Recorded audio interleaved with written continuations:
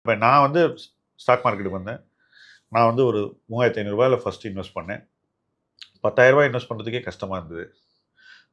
அப்புறம் ஸ்லோவாக கொஞ்சம் கொஞ்சமாக 5000 10,000 இன்வெஸ்ட் பண்ணி அந்த விலைக்குள்ளே என்ன ஸ்டாக்கை வாங்க முடியும்னு பார்த்து இதுதான் என்னுடைய ஜேர்னி.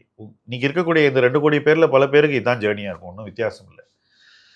இப்போ ஒரு 2 lakhs நான் இன்வெஸ்ட் பண்ணுறதுக்குள்ளேயே என்ன மார்க்கெட் பயங்கரமாக மேலே போச்சு. அது மேலே போகும்போது எனக்கு என்ன தோணுது, பா நம்மளால இது நல்லா செய்ய முடியும். ஓகே, நம்மளை யாரும் மிஞ்சறதுக்கு இல்லை, யாரும் நமக்கு காம்படிஷன் இல்லை, நம்மளால நல்லா பண்ண முடியுன்ற ஒரு கான்ஃபிடன்ஸ் வருது. இதுதானே நிறைய பேருக்கு வந்திருக்கு. பட் அந்த நேரத்தில் ஒரு கிராஷ் வருது. அப்படித்தான் நடக்கும். இப்போவும் அதான் நடந்திருக்கு. இந்த கிராஷ் வரும்போது உங்கள் போர்ட்ஃபோலியோ உச்சத்தை தொட்டு அங்கேருந்து நேராக கீழே வந்துடுது. கீழே வரும்போது தான் நமக்கு கன்ஃபியூஷன் வருது.